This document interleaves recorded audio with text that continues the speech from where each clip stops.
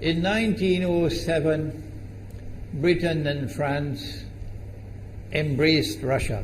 They used honey, in a triple alliance, Britain, France and Russia. And the honey that they used to trap Russia was that if we win the war that's coming with the Ottoman Empire, you will get Constantinople, which is what Russia wants. But they promised Russia one thing through the front door, and they took it back through the back door, like what they did to the Arabs. These are people with PhDs in deception. If they tell you that the sun is shining, don't believe them. Go outside and look up in the sky, see whether the sun is shining. When the Russian army had fought in the First World War and had suffered the most losses, the brunt of the kill were Russians. And they were now winning the war. And the Ottoman Empire was collapsing. And the Russian army is only an arm's length away from Constantinople.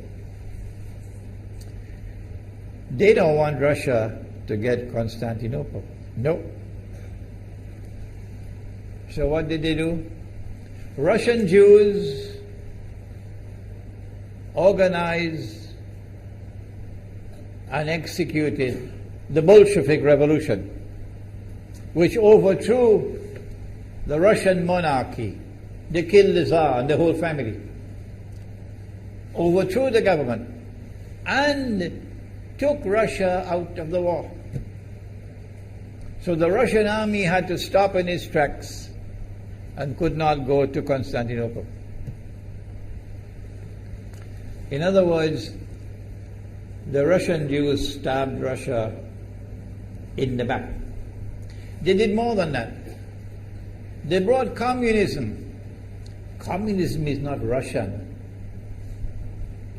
These dum-dums don't understand that. Communism was created to destroy Russia. Why don't these dum-dums understand it? Communism is not Russian. Communism was created to destroy Russia, to destroy the Russian Orthodox Church. So they brought communism in the Soviet Union. And for the next 60, 70 years, this Zionist-created entity called the Soviet Union waged war on religion, waged war on the Russian Orthodox Church, killed the priests, closed down the monasteries and churches and so on. 60, 70 years. And then, when the appropriate time came and Israel came into being, it is this same Soviet Union which opened the doors for millions of Russian Jews to now migrate to Israel. If you go to Israel today, you might believe you're in Russia. So many people speaking Russian. These are the Russian Jews. And then the Soviet Union, 6 years after Israel came into being, did something strange and mysterious. Crimea is Russian territory. Crimea is a part of Russia. The Soviet Union decided to give Crimea as a gift to Ukraine. Why did they do that? The historians don't tell you. So let Imran tell you. They gave Crimea to Ukraine in order to stab Russia in the back one more time. Because if Russia loses Crimea, it will enhance Israel's security. The Russian Navy is based in Crimea. And there's a straight line from Crimea to Constantinople. To get out of the Black Sea and to get into the Mediterranean Sea, you got to pass through the Bosphorus. And the city of Constantinople is located right there on the Bosphorus. So they gave Crimea as a gift to Ukraine. They never bothered to consult the people of Crimea and get their consent. No. They never bothered to seek the permission of the Russian people. No. But Washington doesn't want to hear that. The foolish man who now sits in the White House of the United States, the foolish man who would like to pretend that he's a man of wisdom, he doesn't want to hear.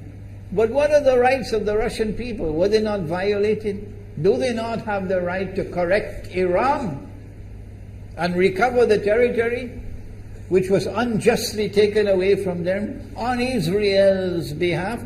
Obama doesn't want to hear that. It's inconvenient for them. But in this masjid, we will expose whether it's convenient to you or not. They did more than that. Not only did they give Crimea to Ukraine, but earlier on they gave eastern Ukraine. Eastern, part of the now eastern Ukraine was Russian. It was Russian. And the Soviet Union gave it as a gift to Ukraine. Why is it being given to Ukraine? Answer is that when the proper moment comes, the same people who brought the Soviet Union into being now have a method by which they can cause it to collapse. The method that they're using now in Venezuela, popular demonstrations, they did it in Egypt, they did it in Tunisia. They are masters of that. They did it with the Soviet Union. I used to think that the Soviet Union collapsed because of Allah, Allah's kindness. But I was wrong. No, it was the Zionists who brought down the Soviet Union because they didn't need it anymore. Like tomorrow they wouldn't need you anymore, Saudi Arabia. And they wouldn't need you anymore, Islamabad. When will you understand that? They'll just throw you to the dogs. You served them long enough. So they brought down the Soviet Union. Why? So that Ukraine might emerge as an independent state. That's danger for Russia. They prepared the way. And now Ukraine emerges as an independent state. So the rope is around Russia's neck now. And from that day, when the Soviet Union collapsed, until yesterday, the relationship between Russia and Ukraine was always problematic. But the people of Ukraine still had the good sense and wisdom to appoint a government that was pro-Russian. The Zionists decided it's time for us to use our, the street demonstrations. And last October, November, December, the world witnessed Caracas all over again. And eventually, the Zionists got what they wanted.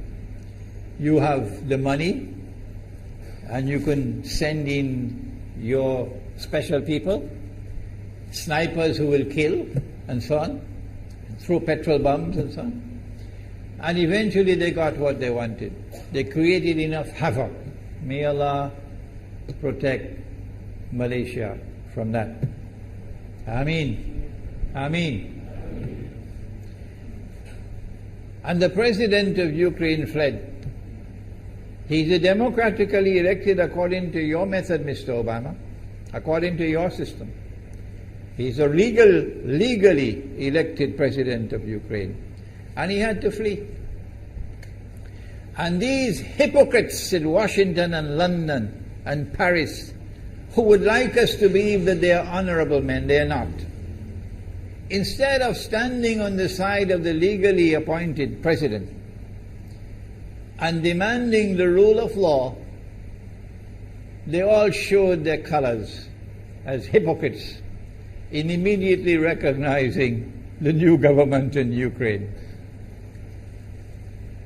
The new government in Ukraine is anti-Russian. That's what they wanted. That's why they brought down the Soviet Union, to bring in a Ukraine into being as independent state, and then to eventually get an anti-Russian government in Ukraine. If by Allah's kindness Putin had not intervened and been so spectacularly successful, this is what the plan would have been. The new government in Ukraine would have joined NATO, and Russia could not stop it. And when the new government in Ukraine joined NATO, NATO will then send its armed forces into Ukraine. It could include nuclear weapons. Then Ukraine will pick a fight with Russia and decide that Russia must now vacate Crimea. Shut down your naval base. The rope is now tightened around your neck.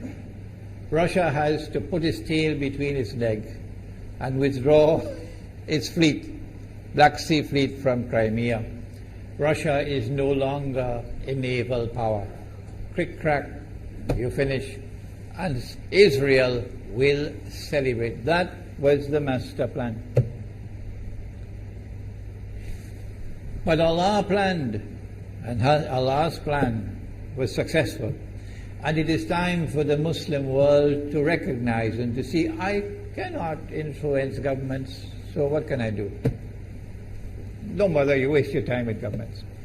But the people can understand that this was Allah's plan. They planned, the enemy planned for so long, and at the last moment Allah intervened. And Putin was able to get the people of Crimea to vote in a referendum.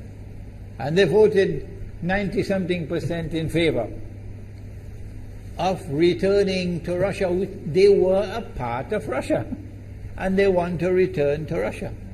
So Putin was successful in delivering to the Zionist movement the first defeat it has ever suffered, significant defeat, in the more than 100 years since the Zionist movement was established. If that is not a sign from Allah, it's time for you to wake up.